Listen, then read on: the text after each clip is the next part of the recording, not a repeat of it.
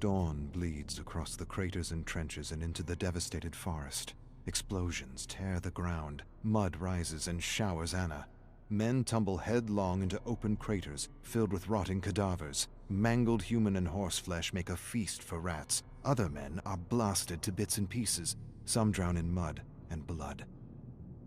The brutal savagery of these human animals amuses Anna. She's never been so entertained. They are worse than hungry wolves fighting over a carcass. Some speak words she understands. Others speak words foreign to her ears. A pathetic scream like nothing she's heard suddenly startles her. She follows the source of the sound into the decimated forest, where she sees a small canvas tent and Russian soldiers guarding foreign prisoners. She watches them all evening. She watches horrified when they execute one of the horses for dinner. So much meat wasted due to sloppy butchery. After dinner, the Russians grab one of their foreign prisoners and crush his head with a shovel to pass the time. They laugh and make jokes. She watches them in the shadows and laughs silently. Not with them, at them. A shovel is clunky, the blows are awkward, the death messy. These men are neither fish nor meat. Her mother taught her better. She was going to search for another pack of human animals, but something catches her eye. Something that reminds her of her father. Something perfect for her little Bushka. A gift. Anna hides in the shadows and fixes her gaze on the gift. The Russian soldier carves the gift as he guards and swears at foreign prisoners in the shredded canvas tent. They kill and torture each other because they cannot talk to one another. She remembers a book her mother once had. She pointed to the pictures and called them soldiers. They were the ones who butchered her father. Soldiers tear each other apart for reasons her mother could never explain. She watches them and doesn't understand. She's not sure they do either. Maybe they like the hunt, the scent of fear, the bloodlust. She stares at the perfect gift and wants to give them a little war they'll never forget. But there are too many, and her mother suddenly appears before her with a smile and tells her little Anna she will need to thin the ranks.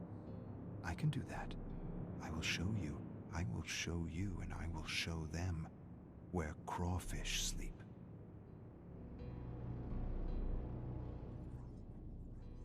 The Russian soldier does a peculiar thing to his prisoner. He ties him to a gnarled branch by his ankle and lights a fire a few inches under him. She scrunches her brow, confused. You kill the game before you roast it. But these soldiers enjoy his agony. She recognizes the yelling and shrieking foreigner. Just a few moons ago, he was torturing Russian prisoners in another tent. Just a few moons ago, he was the tormentor. The Russian holds the perfect gift in his hands while the prisoner shrieks and squeals like a pig. She smirks. It's kind of a funny cry. It is. It's amusing. The Russians make jokes and imitate the squealing cry. She fights down explosive laughter. It's the most ridiculous sound she's ever heard. The sound of an approaching soldier suddenly startles her. She wheels to see a glittering bayonet rushing her. She evades and grabs the pathetic scrawny man by the neck, curls her calloused fingers around his bulging apple and yanks with devastating fury. With a choked gurgle, he collapses and lies dead on the ground with his throat torn out. She returns her attention to the laughing Russians and the squealing human swine. She smiles. They'll all be making similar sounds when she's through with them. 4 Russian soldiers lurk around the tent searching for their missing comrade. Anna stealthily tracks one soldier, inching closer and closer with every step. Poor pea-green mule. He has no sense these will be his last few breaths. She watches him for a long moment, then strategically steps on a twig. The crack makes him turn, but before he meets Anna's gaze, her axe splits his nose between the eyes, smashing his teeth and severing his tongue. She covers his bloody mouth with her hand as she rummages through his pockets for the perfect gift. Nothing. She raises her hand to let the choking, gurgling sounds lure the other 3. Carefully they approach with their bayonets raised and ready. She grinds her teeth in fury and bloodlust. She rolls their comrade's severed head in their midst. A moment of shock, and it's all she needs as she leaps out and drops 2 soldiers with one lash of her axe. The other soldier rushes in with a scream, and she meets him with a sweeping stroke that severs his head clean off the torso. A geyser of blood erupts as his headless torso staggers stupidly back and forth as though searching for its lost head. The torso staggers forward, then pitches backward and collapses. The sounds of another attack reach her before the blade. She lashes left and right, and the body collapses in mangled pieces. The soldier stares at the pieces of his body around him in terror. She laughs and thinks about that story her mother used to tell her. Sorry, Yaitso. Can't be put together again.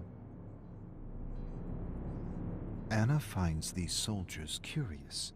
Where once the Russians and foreigners were roasting each other alive, they are now working together to survive her attacks. They are calling her a ghoul, a monster of the forest, saying she is a Bodark. Together the soldiers dig pits and sabotage their camp. Anna toys with them. She's outnumbered, and she knows it. She weakens their senses by depriving them of sleep.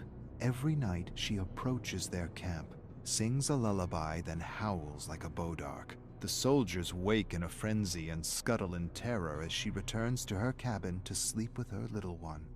She rests for a few hours and then returns to her little war to reignite a cycle of terror. 1 or 2 sleepless nights and they'll be ripping each other apart. It'll be a matter of walking in and taking what belongs to her little Bushka.